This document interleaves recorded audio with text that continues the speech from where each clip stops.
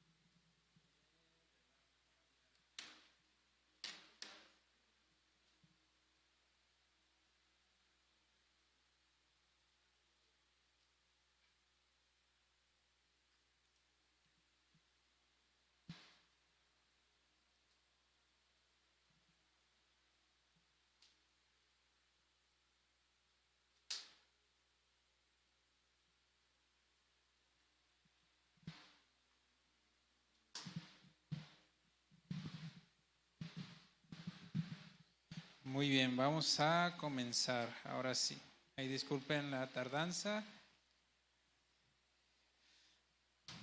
Es que hubo unos problemitas ahí con la transmisión, pero parece que ya. Espero en Dios que sí. Bueno, pues una vez más saludamos a los que están allá en casa, a los que nos escuchan. Vamos a entrar directo al mensaje rápido.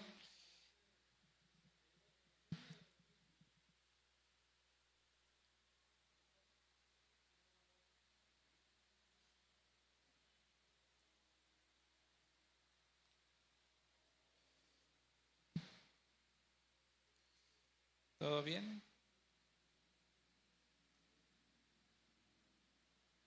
Bien. Ok, entonces, seguimos con esta enseñanza acerca de... ¿Ya no se la aprenden o qué?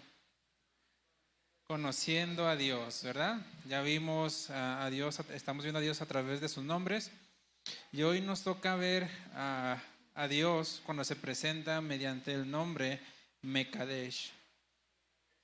Y para eso nos vamos a Levítico capítulo 20, versículos 7 al 8. Dice: santificaos pues y sed santos, porque yo Jehová soy vuestro Dios, y guardad mis estatutos y ponedlos por obra, yo Jehová que os santifico. ¿A cuántos de ustedes les gusta la santidad? Siempre que se habla de santidad es como que nos metemos a un terreno donde no todos quieren pisar, ¿no? Vamos a decirlo, es aparentemente fácil hablar de un Dios que sana, de un Dios que provee, de un Dios que es nuestra victoria, ¿no? Que está ahí. Pero ya cuando empezamos a ver un Dios santo y que nos pide santidad, ya es como que, ay, sí le entro o no le entro. Pues bueno, recordemos que Dios es bueno para con todos, ¿verdad? Dice la Biblia que su benignidad es para con buenos y con malos, para ingratos y para con justos. Pero recordemos que los hijos de Dios, los que tenemos nueva naturaleza, disfrutamos de una gracia especial. Es la gracia de un padre con un hijo, ¿sí? No es de un extraño, sino de un padre con un hijo. Y podemos disfrutar la bondad de Dios que tiene cuidado de nosotros, ¿verdad? Mediante la bondad de Dios, su benignidad, nos da todo lo que necesitamos. Y Dios es bueno, y esta bondad nos permite estar seguros en Él, tener plena confianza en Él, seguros de sus promesas, de su bendición, de su cuidado, de todo lo bueno. Pero dentro de esa bondad también involucra la dirección, la corrección y la disciplina. Cosas que muchas veces rehuimos o no queremos de Dios, ¿no? Tendemos a ver la bendición de Dios solamente enfocado a lo que yo considero bueno. Veo la bendición de Dios solamente como favores, ya sean físicos, espirituales o materiales, que yo considero esto sí es bueno. Pero cuando Dios dice, ¿sabes qué? Necesitas corregir ciertas áreas de tu vida, y uno dice, no, Dios no está siendo bueno conmigo. Dios ya me está regañando, Dios ya está haciendo esto. Y pregunta, ¿qué padre que ve a su hijo correr hacia el fuego no lo detiene? y si es necesario lo corrige para que no vaya. Es también bondad, ¿verdad?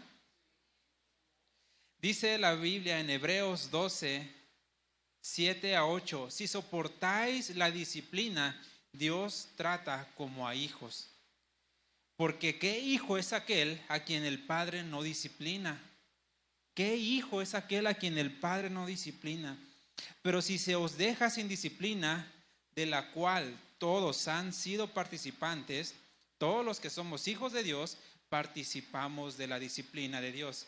Pero fíjense, si no hay disciplina, dice entonces, sois bastardos y no hijos.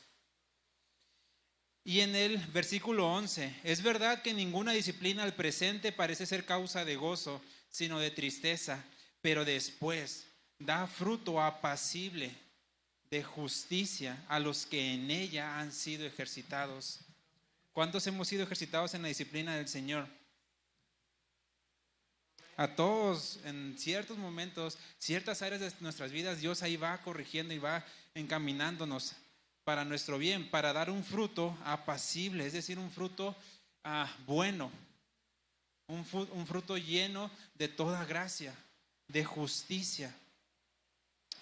Les digo todo esto porque muchas veces cuando se habla de la bondad e incluimos la corrección o la disciplina de Dios, el que Dios nos trate con nuestras vidas, nos impide y muchas veces nos genera cierto miedo por conocer a Dios.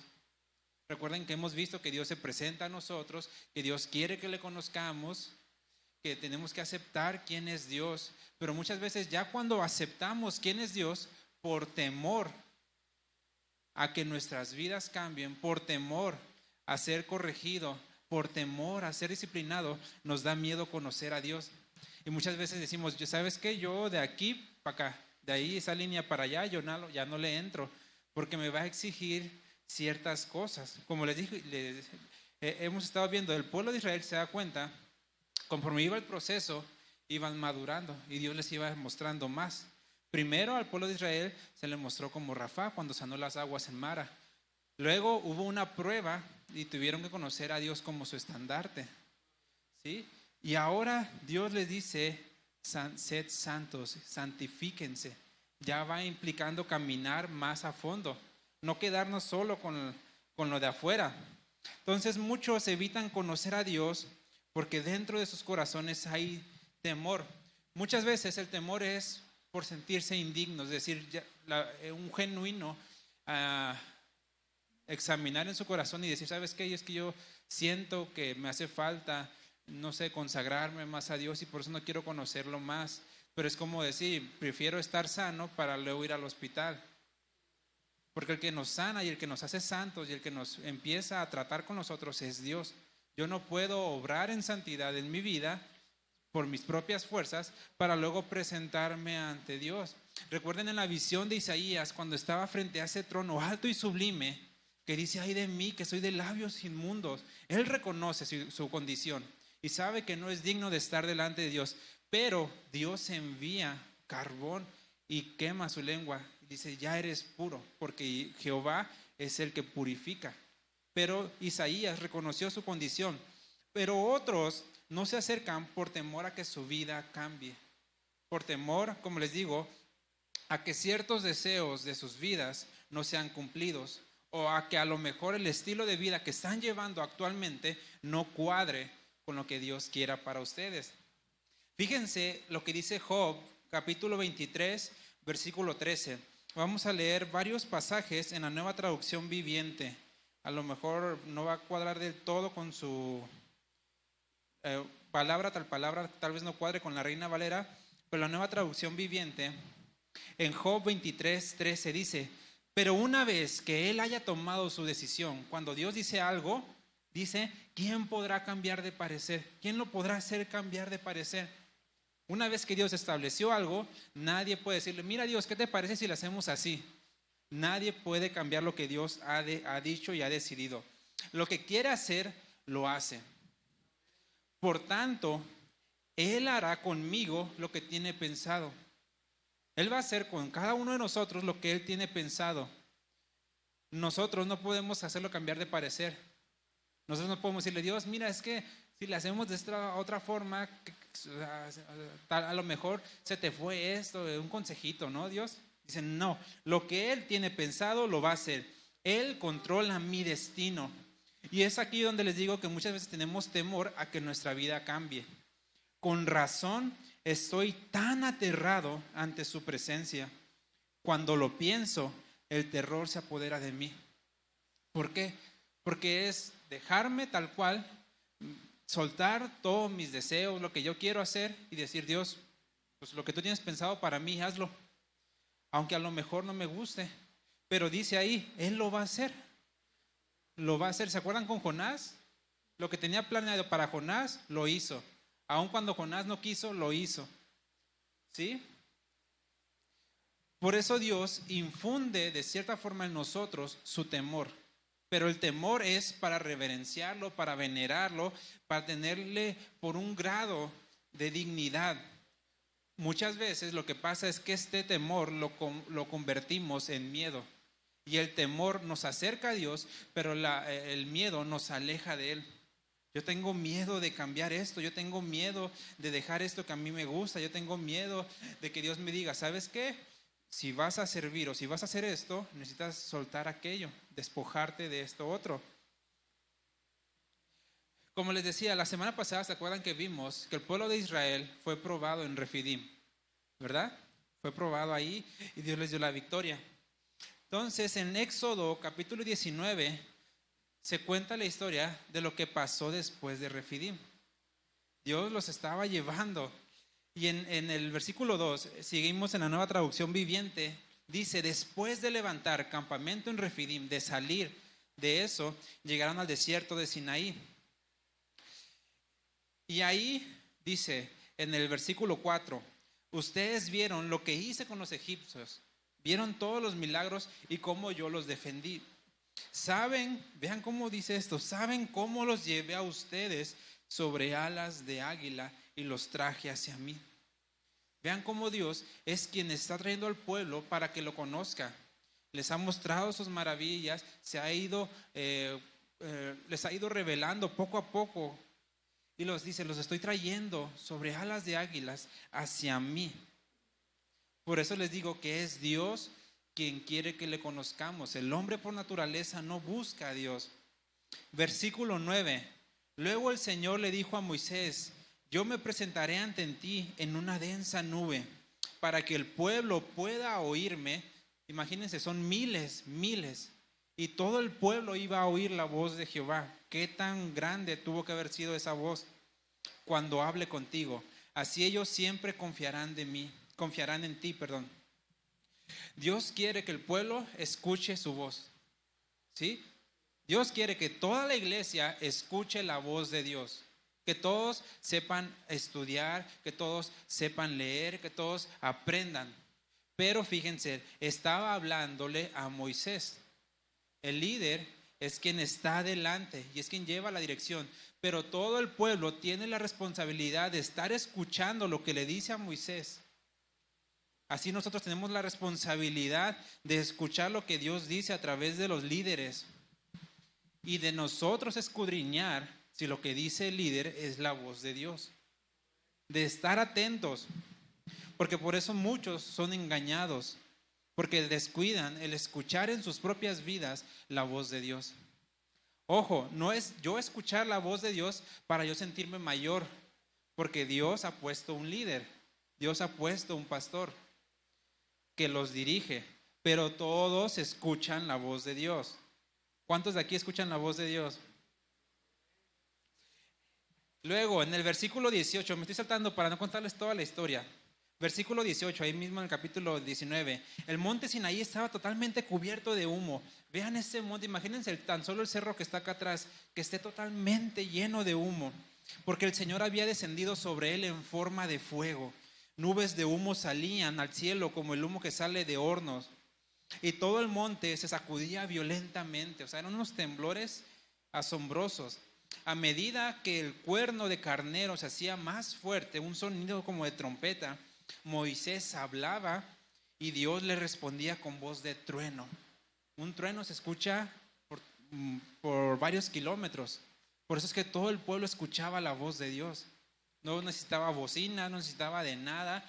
Y todo el pueblo escuchaba la voz de Dios. Imagínense, tan solo en un evento, por ejemplo, ahí en la catedral, donde está, no son ni más de 10,000 personas las que se pueden juntar ahí. Y para eso necesitan un montón de bocinas, para que todos escuchen. Ahora imagínense, todavía cientos de miles de gentes reunidos y todos escuchaban la voz de Dios. ¿Qué tan fuerte tuvo que ser esa voz de Dios en forma de trueno? Y aquí el pueblo estaba experimentando todo eso, estaba viendo todo eso. ¿Usted qué sentiría viendo todo eso? Cierto temor, ¿no? De decir, wow, ¿cómo está pasando eso? Entonces, nos regresamos tantito al versículo 13 de la razón por la cual Dios se presenta así. Dice, Dios se presentó al pueblo de esta forma para mostrar su grandeza, poder y fortaleza, para que vieran que no hay otro Dios como Él. Se estaba mostrando a su pueblo, se estaba revelando hacia ellos. Y en esa parte, en el versículo 13, dice, sin embargo, cuando se oiga un toque prolongado del cuerno de carnero, entonces el pueblo podrá subir al monte. En el versículo 13, Dios les había dado la instrucción de que cuando escucharan un sonido prolongado de carnero, ellos podían subir al monte. Porque al principio les dice, no suban, no toquen el monte porque van a morir. Solamente Moisés. Y Moisés en todo ese lapso va con Dios, les da la ley, habla con Dios y todo. Y luego Dios dice, cuando ya haya pasado todo eso, todo el pueblo entonces podrá venir, podrán encontrarse con su Dios, podrán llegar.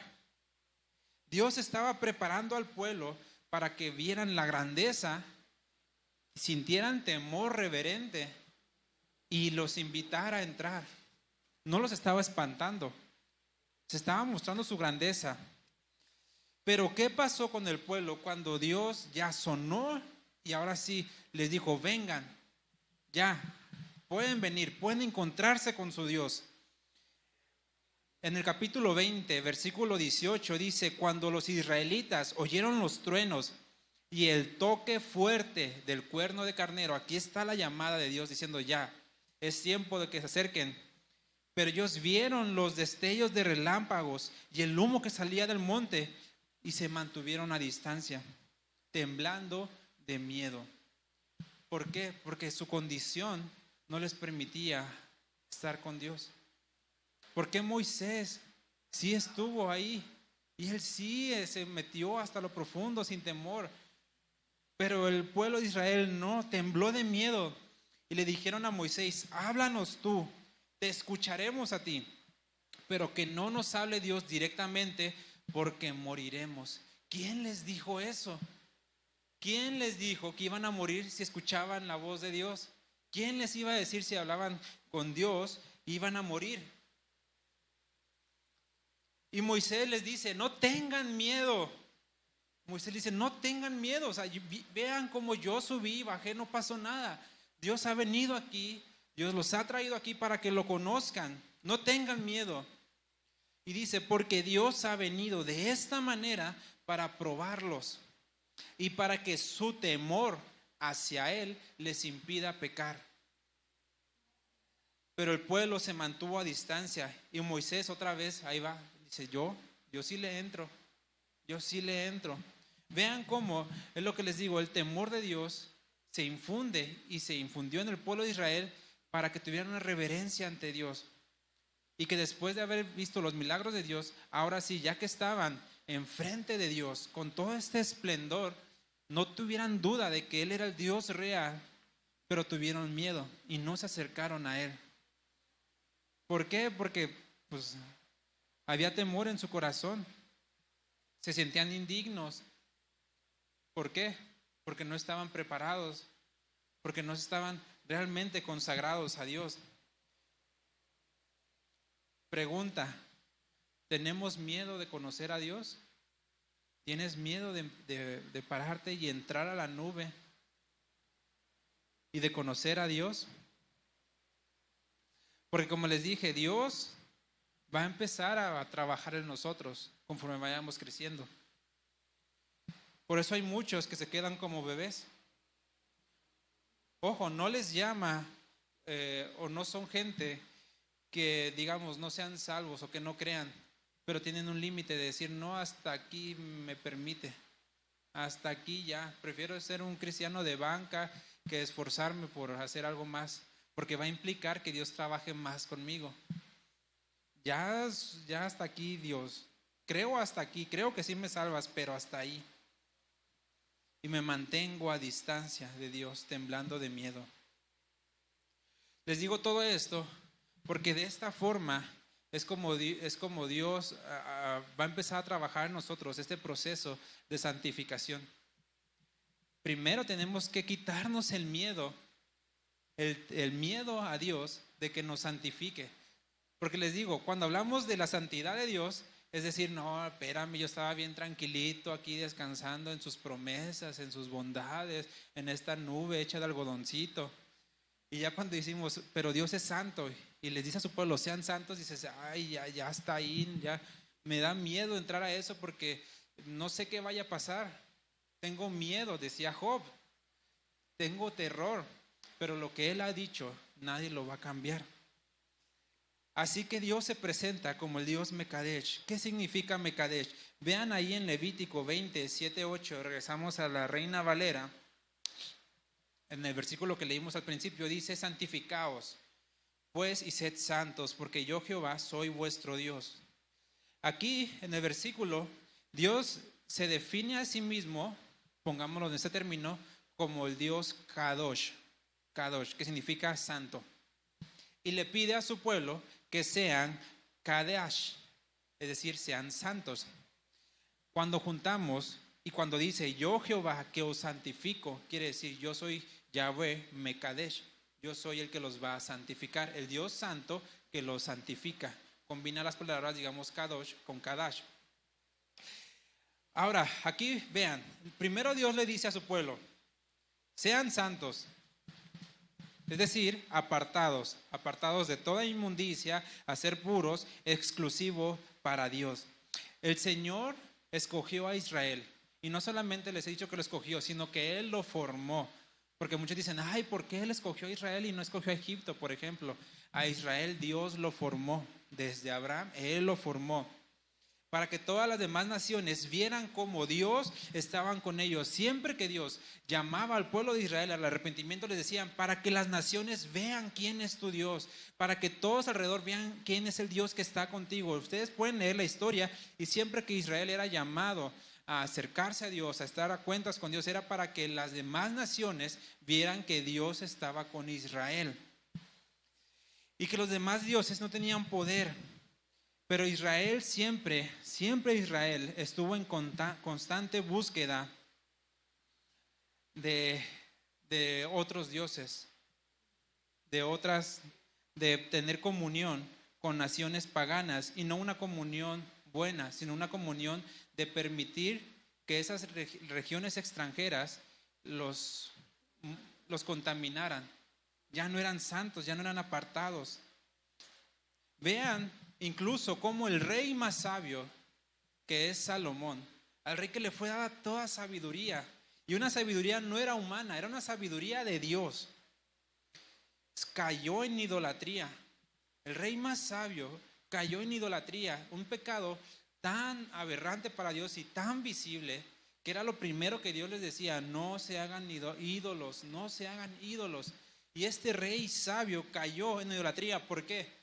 ¿Porque así nomás se le ocurrió? No, porque fue mezclándose con mujeres de otras naciones y permitió en cierto momento que estas mujeres lo sedujeran para ir y adorar a otros dioses. El rey más sabio, el rey Acab, también levantó ídolos por una mujer y se enfrentó al profeta de Dios, a Elías, por una mujer. Así que tengamos mucho cuidado, porque les digo que muchas veces podemos sentirnos orgullosos, y sí orgullosos, de tener cierto conocimiento de la Biblia, o de decir yo ya alcancé cierto nivel o cierto fruto o cierta madurez. Pero vean, si el hombre más sabio de la historia, vean, el hombre más sabio cayó en idolatría, algo que Dios aborrece, por causa del amor y la comunión con naciones paganas, por desear eso y tener el placer de ellos, ¿qué nos hace pensar a nosotros que no podemos caer en lo mismo? Si Él era el rey más sabio. Así que ten cuidado si tus mejores amigos no son cristianos. Estoy hablando de a los que más confianza les tienes. Tú puedes tener conocidos, amigos, llevarte bien con gente que no cree en Dios, pero a los que más confianza les tienes, si no son cristianos, ten cuidado.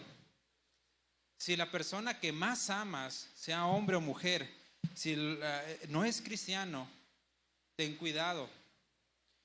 Si con quienes tienes más comunión y confianza, a los que les cuentas todos tus problemas para pedir consejo o lo que sea, no son hijos de Dios, ten mucho cuidado y examina tus caminos. Porque dice en la Biblia que el que anda con lobos, ¿sí viene en la Biblia o no? No viene, ¿verdad? Pero en la Biblia dice en Proverbios 13:20, el que anda con sabios, sabio será. Mas el que se junta con necios será quebrantado. ¿Y quiénes son los sabios? El principio de la sabiduría es el temor a Jehová. Ahora, no te estoy diciendo que salgas del mundo y que digas, ¿sabes qué? Ya no me voy a juntar con nadie, con ningún pecador, yo soy santo, porque Jesús dijo, si hicieran eso, tendrían que salir del mundo. Es necesario hablarle a los conocidos de Dios, que ellos encuentren en ti la confianza para darles consejo. No al revés, que tú pidas a ellos consejo y no en un hijo de Dios.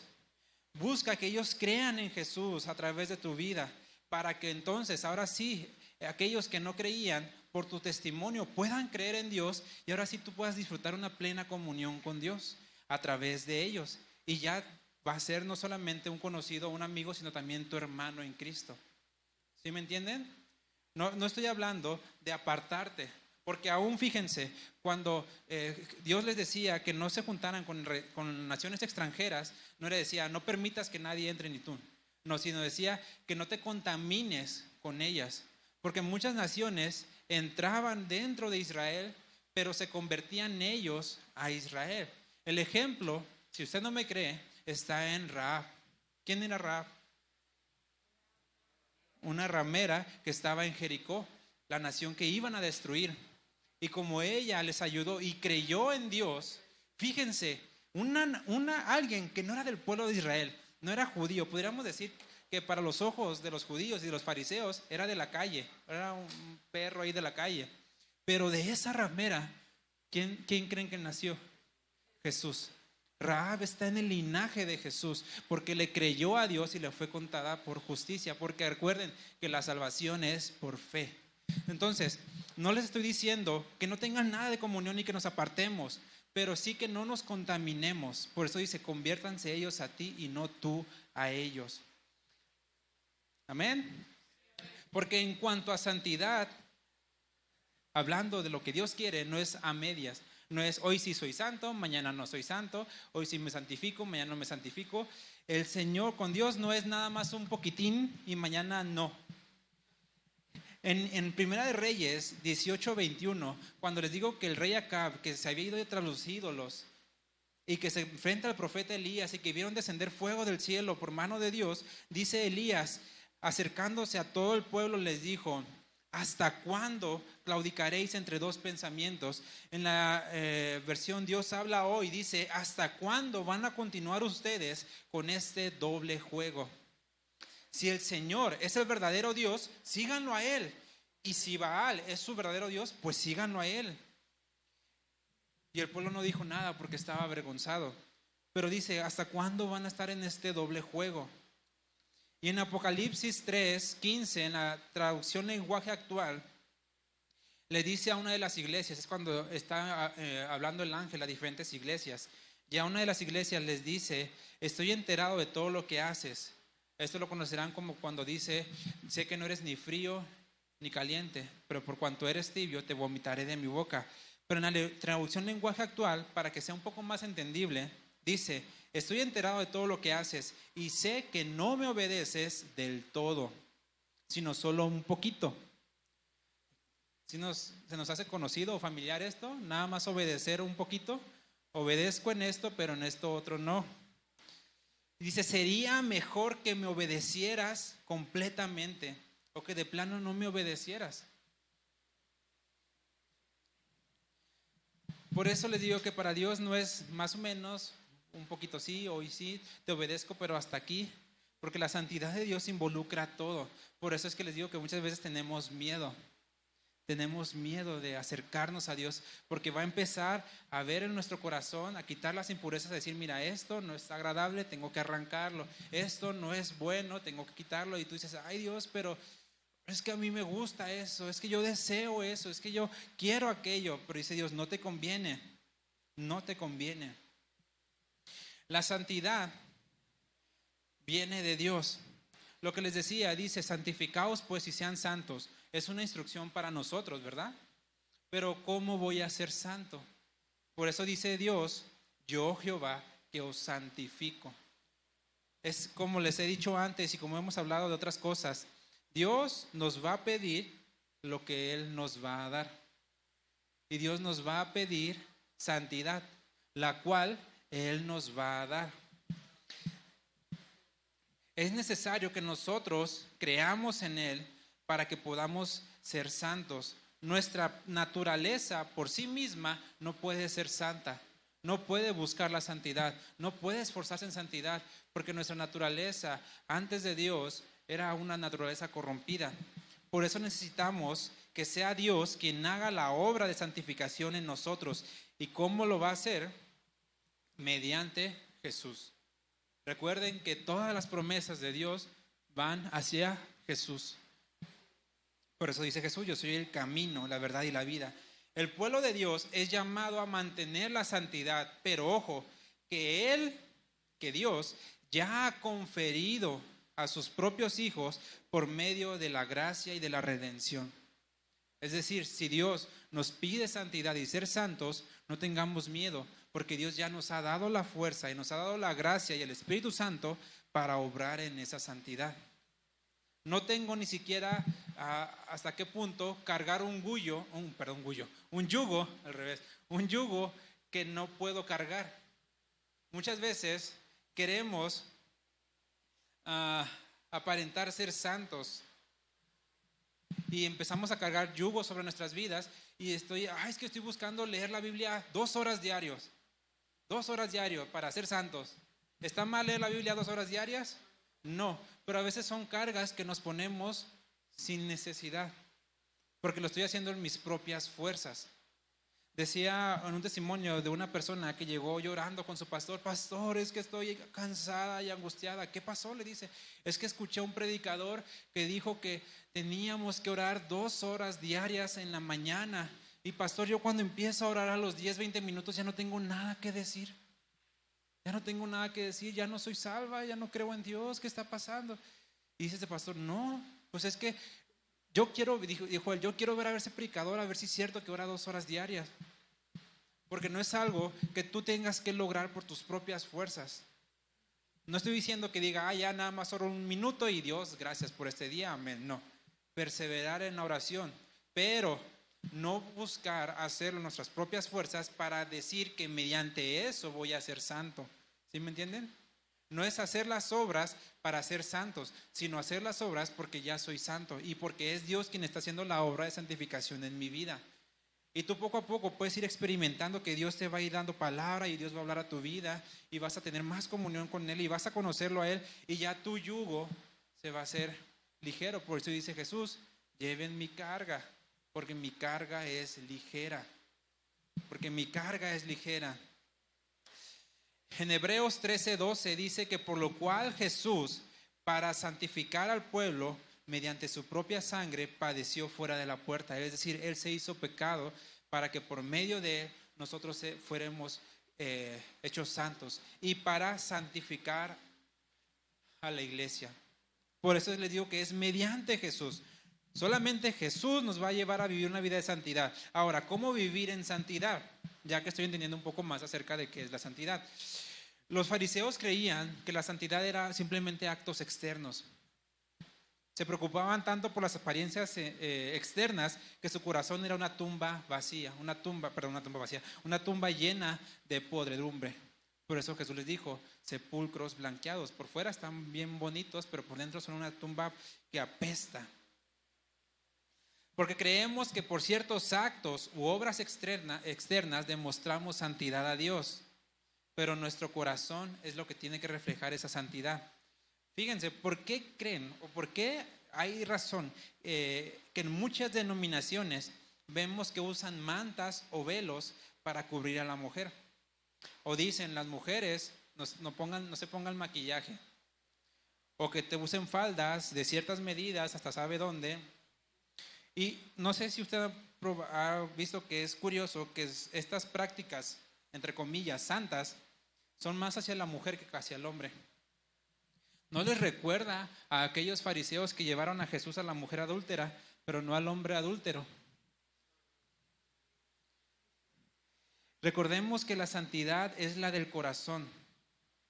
Podríamos, sí, ahorita vamos a ver algunas actitudes externas, pero ojo, no es el vestir, no es el cómo yo me vista, no es lo que yo tenga puesto, no es mi corte de cabello, sino imagínense, yo sería un santo de Dios y pobre de Yeshua.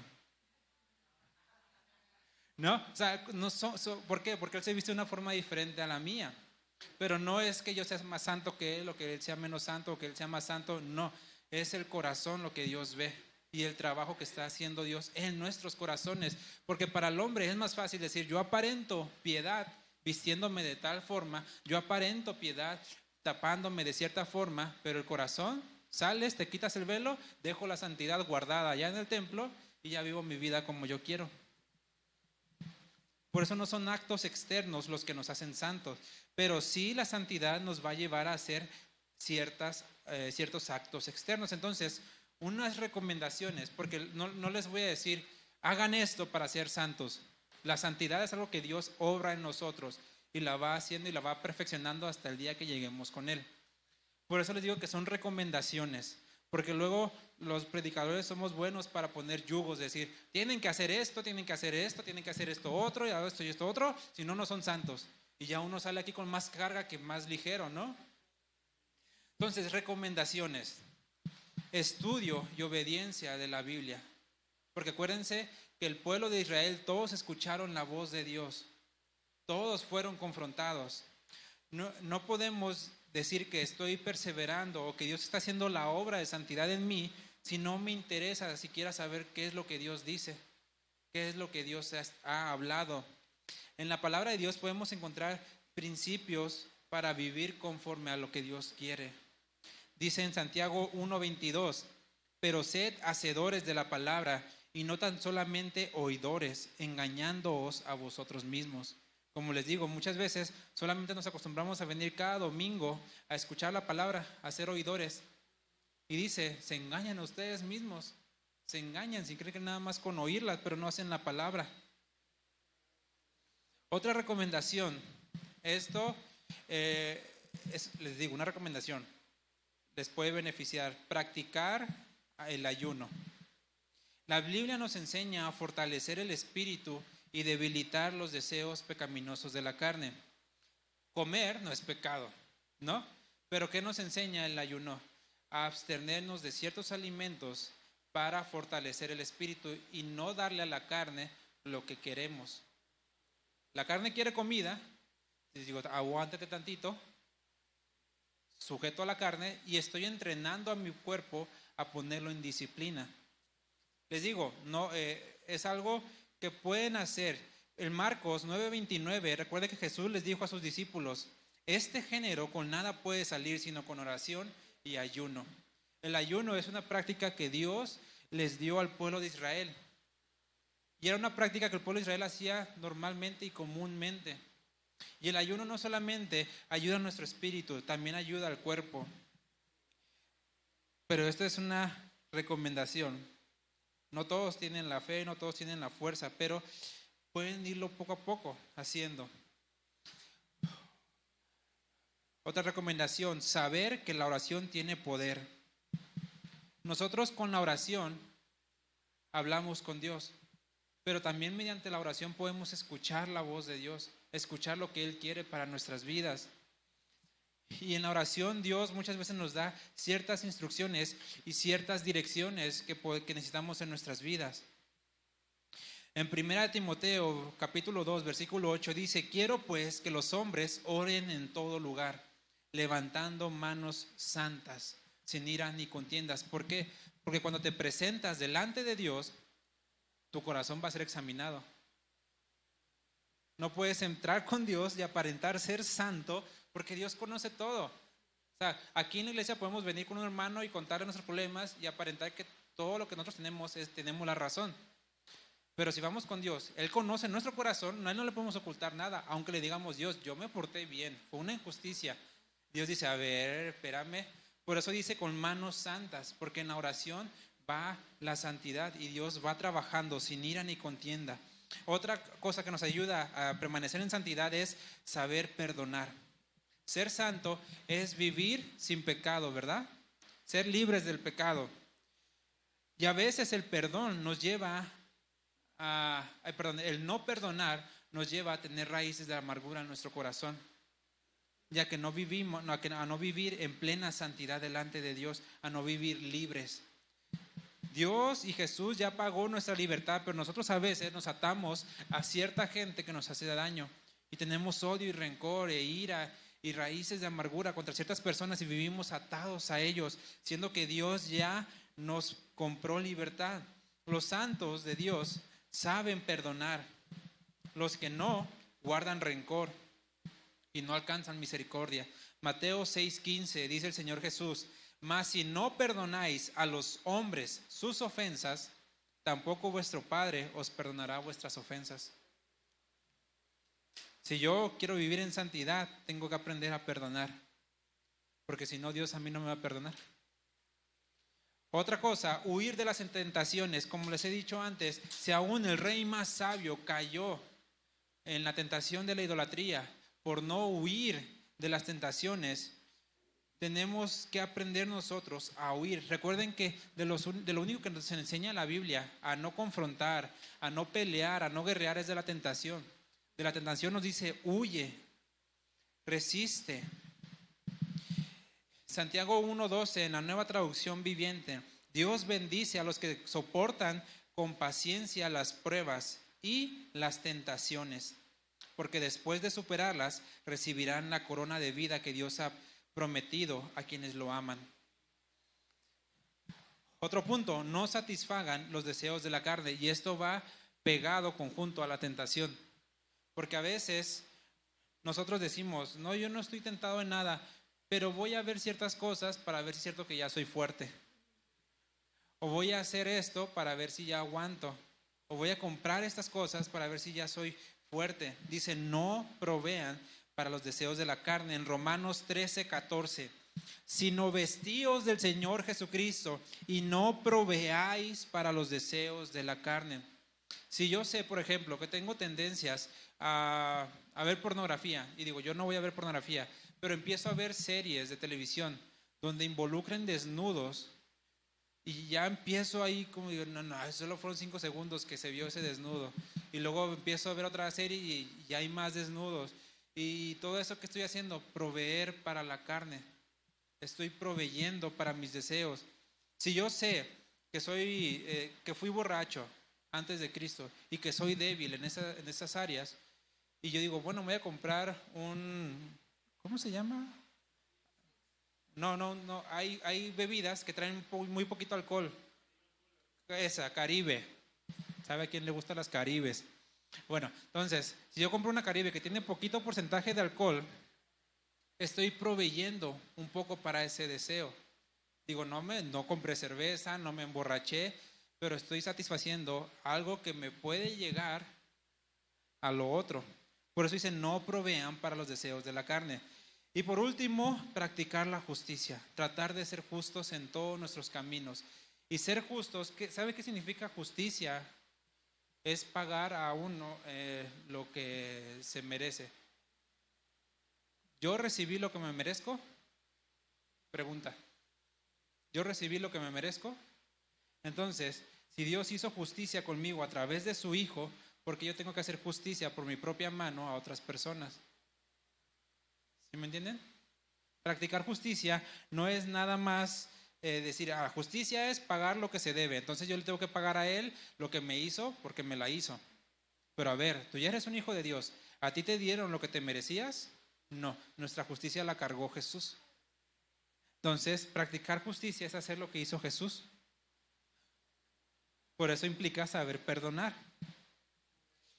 Primera de Juan 3:7, hijitos, nadie os engañe. El que hace justicia es justo como Jesús es justo. Amén. Entonces, por eso les digo que Dios, si se dan cuenta, se fue revelando poco a poco, pero cuando llegó el momento decisivo de Israel, en la cual tenían que presentarse delante de Dios, en la cual sus pecados y toda su vida, deseos, gustos, iban a ser confrontados, dijeron, no, que hable Moisés, yo no me meto con ese Dios. Ahora nosotros ya estamos entrando a esta parte, donde Dios nos va a decir, a ver, ¿es todo o nada? No es si sí o si no, no es a medias, es todo o nada. ¿Qué vamos a responder? ¿Qué van a responder? No los veo convencidos, pero allá ustedes y su religión. Amén. Déjenme hacer una oración por ustedes. Mi Dios, te doy gracias porque eres bueno con nosotros, porque eres bueno con nuestra iglesia, Señor. Y sabemos que tu bondad extiende todo límite, Dios. Y no solamente está limitada a las bendiciones materiales y físicas y espirituales, Señor, sino también a la corrección, a la disciplina, a la instrucción, Señor. También en eso muestras tu bondad, porque no quieres que seamos ignorantes, no quieres que nos apartemos de ti, Señor. No quieres que corramos al fuego de condenación, Dios. Tú has preparado todo para que nosotros podamos entrar al lugar santísimo y queremos entrar. Señor, tú vienes por una iglesia santa, sin mancha.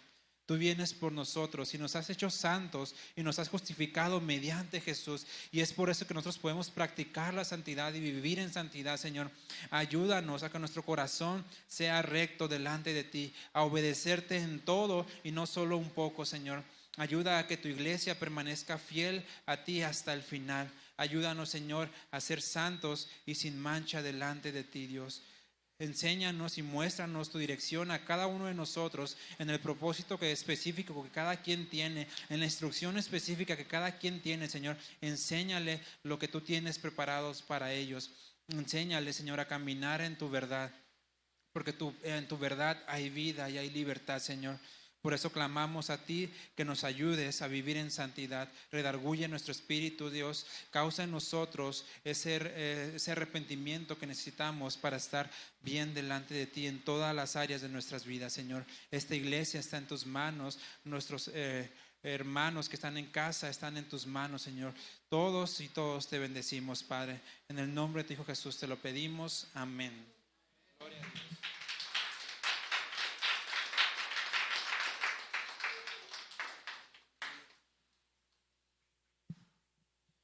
Muy bien, pues los jóvenes pueden pasar a su clase. Allá en casa, si alguien quiere de pronto hablar o decir algo, con confianza nos avisan para prender la bocina. Uy, se desconectó.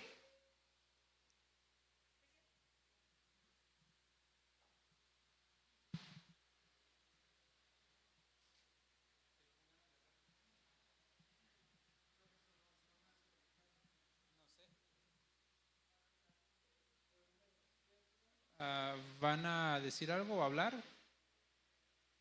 No, sí, sí.